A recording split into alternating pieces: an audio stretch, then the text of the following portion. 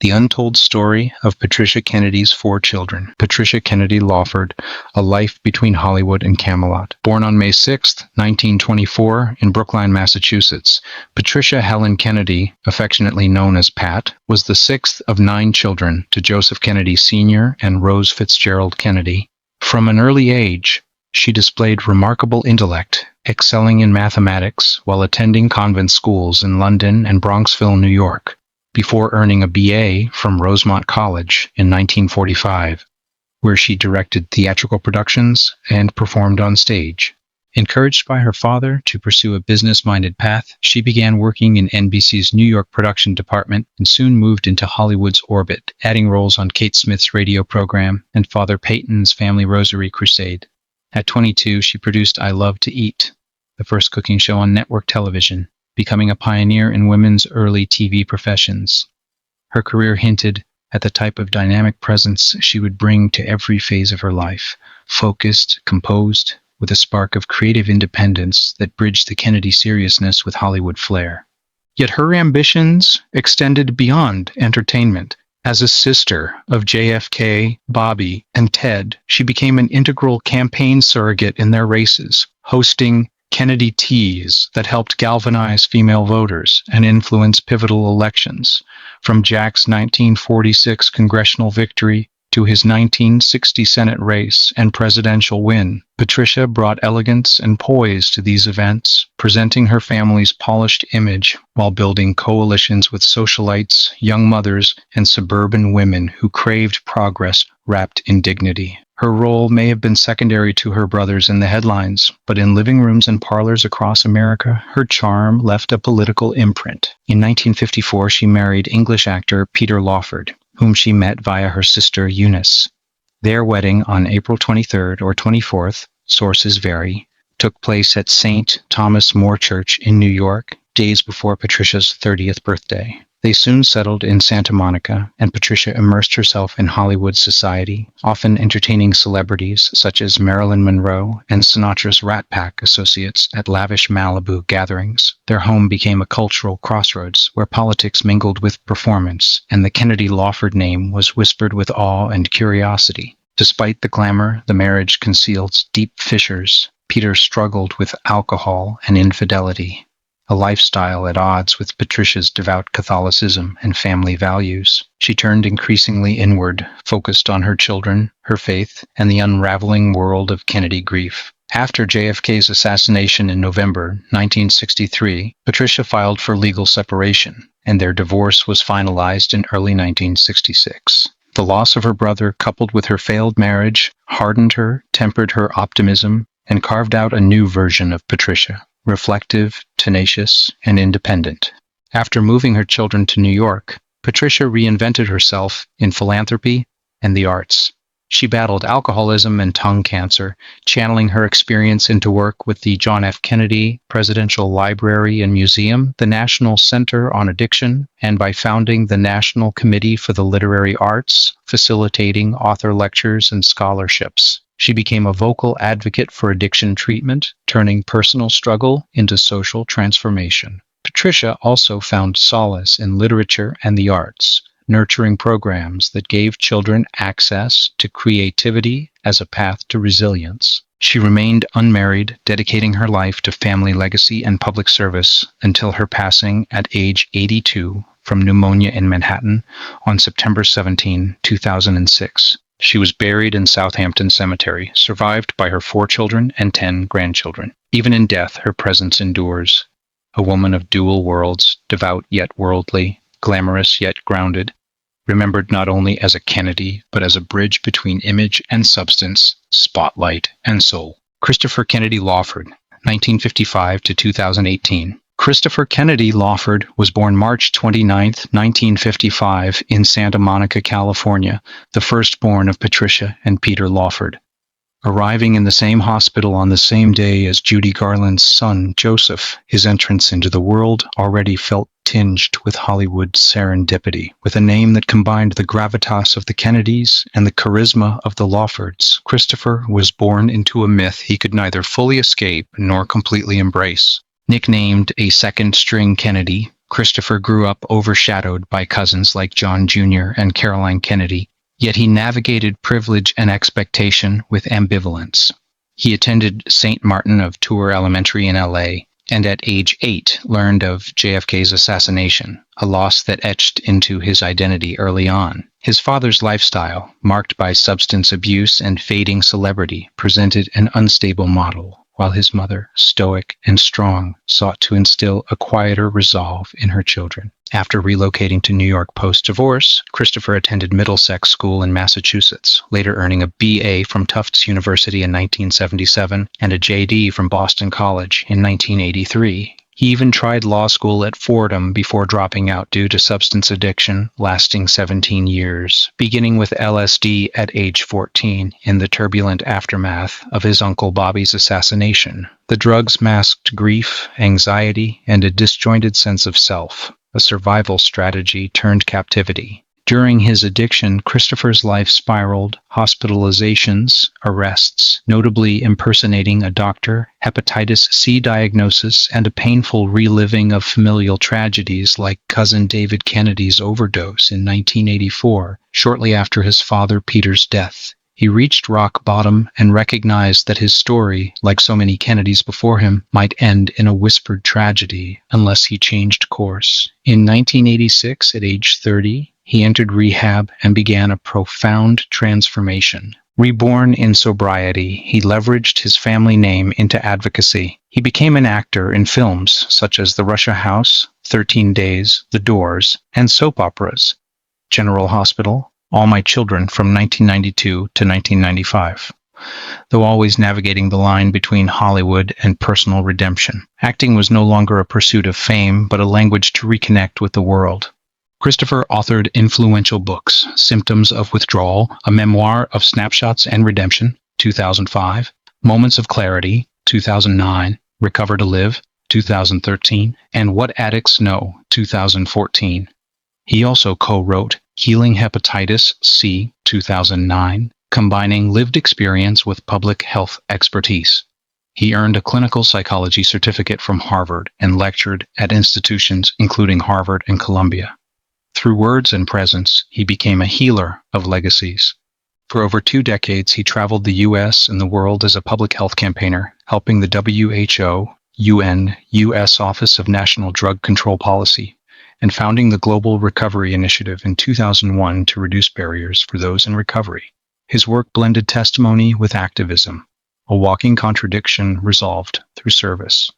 Christopher died on September 4, 2018 in Vancouver, Canada, of a heart attack at age 63, while working toward opening a recovery center. His legacy as a Kennedy within recovery advocacy and healing continues to resonate among families surviving addiction. His life was not a fall from grace, but a rise from despair, a second-string Kennedy who became a first-rate survivor. Sidney Malaya Lawford, born 1956. Sidney Malaya Lawford was born on August 25, 1956, in Santa Monica, California, the second child and first daughter of Patricia and Peter Lawford. From the moment she arrived, Sidney was immersed in a paradox. Born into the brightness of Hollywood glamour and the gravity of a political dynasty, her childhood was split between the sandy coastlines of California and the structured, almost sacred traditions of the Kennedy clan. Unlike her older brother Christopher, Sidney kept a low public profile throughout her life. She was a quiet observer in a family often defined by charisma and tragedy. In the early years, Sidney was exposed to a swirl of rat pack revelry, cocktail parties, and the flashbulbs of press photographers, yet she gravitated toward stillness. When her parents' marriage deteriorated due to Peter's infidelity and alcoholism, Sidney watched her mother recalibrate the family in New York, a move that would profoundly shape her. She was still a child when her uncle, President John F. Kennedy, was assassinated. The event cast a long shadow over every Kennedy and marked a permanent turning point in the family's trajectory. Sidney, then only 7, became more attuned to the quiet sorrow that often lingers behind legacy. Raised primarily in Manhattan after the divorce, she was educated at elite private schools and brought up in the Catholic tradition that defined much of the Kennedy upbringing. Her relationship with her mother was reportedly strong, forged by shared resilience in the face of patriarchal loss. As she entered adulthood, Sydney continued to reject the spotlight. She avoided the socialite circuits that many Kennedy cousins embraced, instead choosing a life marked by privacy and purpose. In the 1980s, she married James Peter McKelvey, a businessman with whom she would go on to have 4 children. While her name occasionally surfaced in society columns or Kennedy family roundups, Sydney lived largely off the grid of fame. Her life unfolded in quiet suburban steadiness, a portrait of restraint in contrast to the public unravelings of some other family members. But this was not an abdication. Sydney's choices spoke volumes. She was the embodiment of another path, the one that says no to dynastic gravity and yes to the slow, unremarkable power of personal clarity. Her work, interests, and family life remain largely undocumented, which in the Kennedy cosmos is itself a remarkable act of authorship. In a clan where identity is often shaped by public tragedy or political ascent, Sydney carved out an identity rooted in the invisible victories of motherhood, marriage, and emotional discretion. Today, Sydney stands as one of the few Kennedy descendants who aged out of the glare. She navigated scandal, expectation, and loss without becoming a public figure of pity or pride. Her legacy is not one of headlines, but of hushed strength. A quiet life lived on her terms, in a family where silence often speaks the loudest. Victoria Frances Lawford, born 1958. Victoria Frances Lawford was born on November 4th, 1958. The third child of Patricia Kennedy and Peter Lawford, arriving just 4 years after her parents' high-profile wedding and in the wake of America's increasing fascination with the Kennedy mystique. Victoria's birth came during a time of both celebration and unspoken tension. She was born into a world filled with movie stars and presidents, but also into a home that was beginning to crack under the weight of excess and unmet expectations. She spent her earliest years in Southern California, where her father's celebrity circles mingled with her mother's political pedigree. Unlike her brother Christopher, who would later battle addiction and find redemption in advocacy, or her sister Sydney, who would recede into privacy, Victoria's path appeared more aligned with artistic and introspective pursuits. From a young age, she displayed a creative temperament, drawn to painting, storytelling, and music.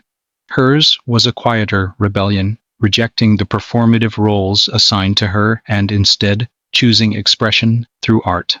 After her parents' divorce in 1966, Victoria moved with her mother and siblings to New York. There, she was enrolled in academically rigorous and culturally rich environments. Patricia, ever the pragmatic matriarch, instilled in her children both a sense of privilege and accountability. For Victoria, this translated into a deep inner life, one that sought comfort not in notoriety, but in nuance. As an adult, she lived in near anonymity. She married Robert Beebe Pender Jr., with whom she had 3 children, Alexandra, Caroline, and Victoria Rose. Little is publicly known about Victoria's professional endeavors, which only underscores her commitment to a private life. But within the Kennedy family, privacy is rarely accidental. It's a decision often made in reaction to public pain, and Victoria made hers with resolute conviction. Her life was not without its own complexities. Being a Kennedy, even one outside the political spotlight, carries its own gravitational force. But Victoria managed to channel that force into the ordinary. Family holidays, handwritten notes, raising children who wouldn't be born into burdens, only stories. Among those who know her, she is described as fiercely intelligent, artistically gifted, and emotionally present, a woman who resisted the template of Dynasty and instead wrote her own quiet script. Victoria represents the soft defiance of someone who refuses to be defined by name alone. Her life is less about headlines and more about healing, less about lineage and more about living. And in the long, tangled narrative of the Kennedy legacy, that choice may be one of the most radical acts of all. Robin Elizabeth Lawford, born 1961. Robin Elizabeth Lawford was born on July 2, 1961, the youngest of Patricia and Peter Lawford's 4 children. Her birth came during a fragile and volatile moment in the Lawford household. The glossy magazine covers still captured the illusion of Hollywood royalty, but behind the scenes, Patricia was already enduring the crumbling of her marriage. By the time Robin was 5, The family had splintered. Her parents' divorce in 1966 closed a chapter of myth and opened one of reconstruction. Of all her siblings, Robin would go on to lead the most private life. Unlike Christopher, Sidney, or Victoria, her name appears the least in biographies and family retrospectives. But invisibility doesn't mean insignificance. Robin's silence is a kind of signal, a purposeful withdrawal from the dynasty machine, a decision to live without the weight of legacy echoing in every choice. She grew up in Manhattan under her mother's watchful eye, attending private schools, and absorbing the Kennedy ethos of intellect, resilience, and responsibility. But Robin never stepped into the public sphere. While her siblings explored law, art, or advocacy, Robin kept her world compact and her ambitions personal. Whether by instinct or by design, she managed to sidestep both the pedestal and the pitfall of her family's fame. What is known is that Robin never married, never launched a career in the public domain, and never wrote or spoke publicly about her experience growing up as a Kennedy Lawford. And perhaps that's the point. Her legacy may be one of refusal, refusing to play a part in the ongoing public drama of the Kennedy story, refusing to conform to expectations laid upon her from the moment she was born. Robin is not the tragedy, the success story, or the glamorous footnote. She is the chapter quietly withheld. And in a family known for its compulsive self-narration, there is something reverent about her privacy. It forces us to consider the human scale of legacy, that behind every name are choices we will never fully understand. In the vast, sprawling tapestry of the Kennedy lineage, Robin is a quiet thread, unbroken, understated, and essential. Her silence is not absence, it is authorship, a life lived away from the microphone, from the camera, from the myth. A life still sacred, simply for being her own. Reflections. Legacy in 4 distinct lives. Patricia Kennedy's children each represent divergent responses to inheritance. Christopher's public struggle and redemption channel tragedy into purpose. Sidney retreats from limelight to cultivate intimacy. Victoria channels introspection into creativity and domestic roots. Robin, the youngest, embodies quiet endurance. Together, they illustrate emotional alternatives within a dynastic family, facing legacy not as obligation but as terrain, each charting their course across identity, suffering, and reinvention. Patricia stood at the crossroads of politics and showbiz, and her children absorbed shards of both worlds, weaving them into lives defined by personal choice rather than prescriptive legacy. Picture them now, not as heirs to a dynasty, but as children once gathered at the foot of a mother, trying to salvage something whole from a life unraveling. They were raised in silence after so much noise, taught to navigate a name that meant everything and nothing. And in the end, they each made a choice. Some to speak, some to stay silent, all to survive. What does it mean to be born a Kennedy and choose not to be one? If this story moved you, subscribe for more untold legacies behind the faces we think we know. Share your thoughts below. Whose quiet path resonated most? And what would you do if your name came with a myth?